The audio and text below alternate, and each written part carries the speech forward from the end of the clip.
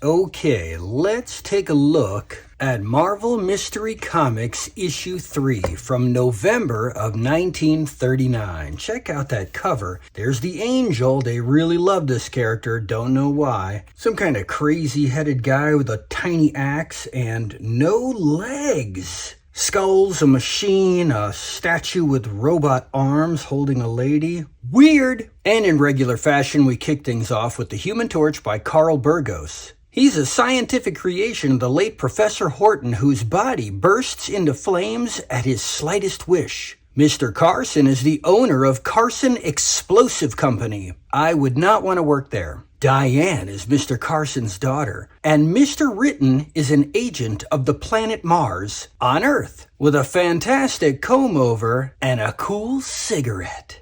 Oh, can't forget the monocle. Oh, check it out. They're trying to use a newfangled television set in 1939. Oh, and he sees some kind of futuristic spaceship destroying a city. Look, this looks like that sketch by Joe Shuster in one of his fanzines from years before he created Superman. So this story is about the Lawson Bell radio broadcast. It's a play on the real-life Orson Welles' War of the Worlds from a few months before. Only this one includes the Human Torch. Never mind me, Torch. I know my spine is broken.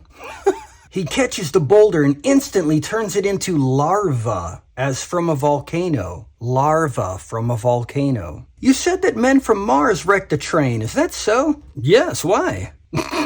Okay, so this Martian in red diving garb is clearly the most powerful character in the entire Marvel Universe because he's able to take this glass tube the size of a human full of air and push it down through the water with just the power of his swimming legs. Oh no, they put the Human Torch in the electric chair. Oh, I guess he's not that powerful after all. He just got burned to death by the torch. Aw, too bad that train isn't the Silver Streak, like from Lev Gleason publications. Well, he melted it anyway. Wow. And he sent the Martians back where they came from. Now on to the Angel. Whoa, a car crashes into him at full speed and knocks him across the street. And he gets up like nothing ever happened.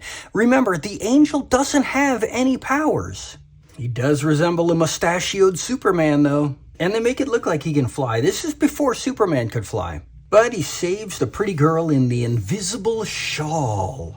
Now on to Prince Namor by Bill Everett, the submariner, amphibious demon of the earth, bent on an inspired campaign against the white man, mainly American, who has all but obliterated his South Antarctic race. Revenge is his motive and evil is his intent. He has come to the United States on a scouting expedition to map out an extensive military invasion by his own army of submariners. This is a superhero? Hey, he can draw women of the day. What a comely hat. Namor is always a sucker for a pretty girl. Oh wow, he invades a submerged submarine, takes out the whole crew, and then blasts the planes out of the air. Holy cow, and then bends the periscope with his bare hands. Dang! That wasn't enough. Sink the ships, blow up the submarine. My gosh! Oh, wow, he pulls the whole ship ashore. Oh, but he saves this guy. Oh, the pretty lady is an undercover cop, and she convinces Namor that Americans are good, and he should take up their fight against the Nazis. I'll try, but where do I begin? Oh, he's rounding up the underwater mines. Now he's going after the U-boats. Check him out flying out of the water. Whew! Anything for a pretty girl. So is he a good guy now? Let's move on to the Masked Raider. Nothing special goes on in this story. Kinda neat, though. A masked man! Don't anyone else make the mistake of reaching for a gun? All right, we'll go and see what proof you can give us. Fine. Okay, American Ace. Now this is the second half of a colorized reprint from the Motion Picture Funnies Weekly. That was that black and white giveaway comic that introduced Namor 6 months before issue 1 of Marvel Comics. Looks pretty crappy. Well, this is the last time the American Ace would appear in Marvel Comics, but he would continue in Centaur publications under the title Lieutenant Lank, even though it says it'll continue here. That's a lie. Siegfried's suicide. Khazar the Great, the third episode. So we are continuing the illustrated version of that original pulp magazine story from 1936. The Belgian Congo is not here. It's up here between the letters I and C. The white man is Steve Hardy, noted big game hunter and wild animal collector. What is it, Traja, my elephant companion? I stand here naked in the shadows.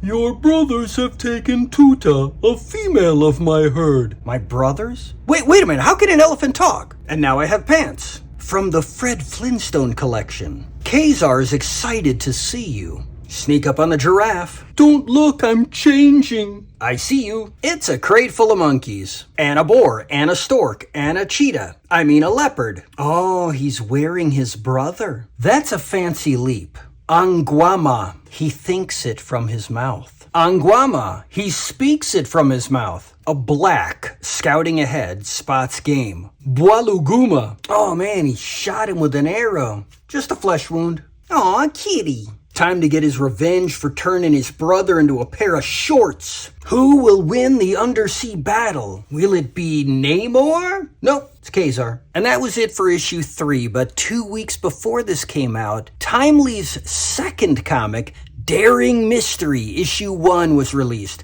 It was another anthology title. It only lasted 8 issues. There were no notable characters, and in issue 1, there were no superheroes. But over at DC, Action Comics issue 18 was on the stands. You know, Superman. He even had 2 issues of his own solo series out by then. They also had All American Comics issue 18, Feature Comics issue 26, Detective Comics was already up to issue 33. Batman debuted in issue 27. They had Adventure Comics 44 and More Fun Comics issue 49. You remember when we covered More Fun Comics issue 1, the first comic book from 1935. Well, that's it for now. Until next time.